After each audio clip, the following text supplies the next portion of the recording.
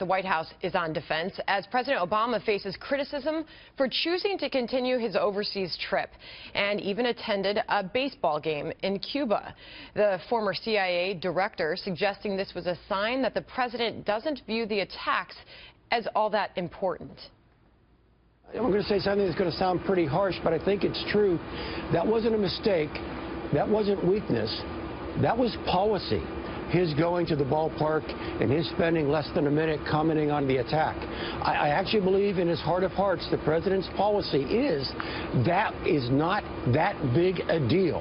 There are other things that are more important, and that was what he was messaging. But President Obama says that is not the case.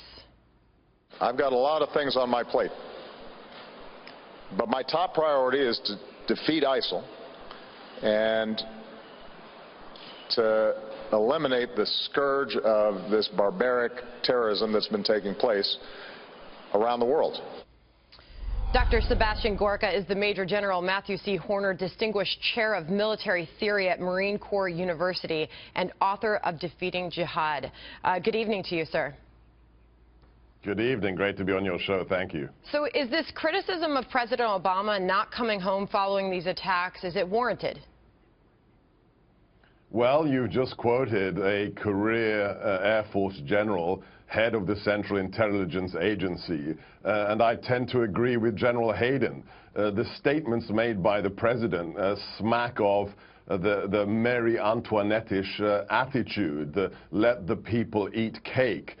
Terrorism seems to be a distraction from his life of being a celebrity. He wants to be hanging out with communist dictators and going to ball games.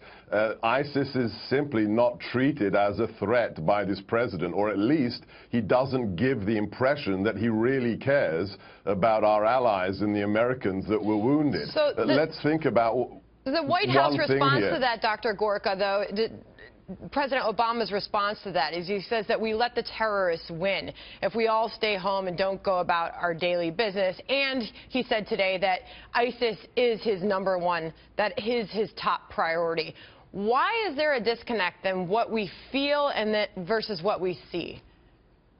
Well, these are just empty words. He said we have to unite to defeat the terrorists. But how? How are we going to defeat the terrorists while he's watching a ball game and giving interviews to ESPN? The fact is that we have to do something concrete.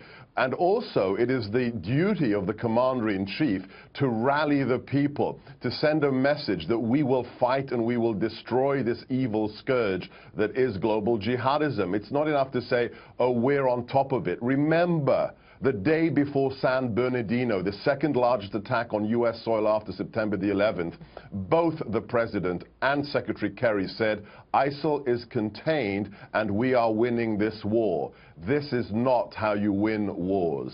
So what would an appropriate response from the White House be to this? Coming back home as soon as possible, making a statement from the Rose Garden or from the Oval Office to the American people about how we will not stand for this, who the enemy is, that they're really evil and that we will destroy them, and to do something tangible for the Belgians, for the people that need our help right now, to send a message. And most important of all, if you want to have the long game, if you read my book, Defeating Jihad, this war will be won by our Muslim allies in the region, and we have to help the Egyptians, the Jordanians, much more than we are doing today. So, Dr. Gorka, the Associated Press reporting today that ISIS has trained and deployed hundreds of their fighters to Europe to carry out these terrorist attacks. We saw the State Department today warn U.S. travelers, if you go there, to be vigilant, to be careful where you actually attend, like ball games. Where is this going?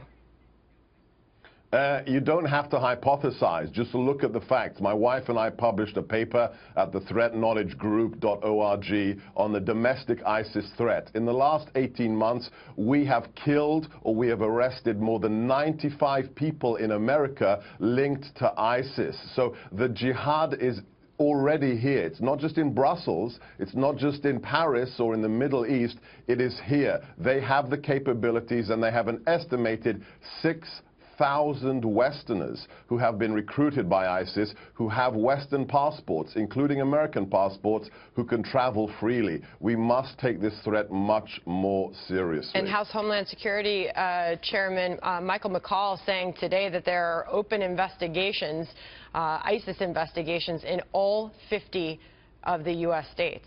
So we thank you for joining us tonight, Dr. Gorka. Thank you. My pleasure.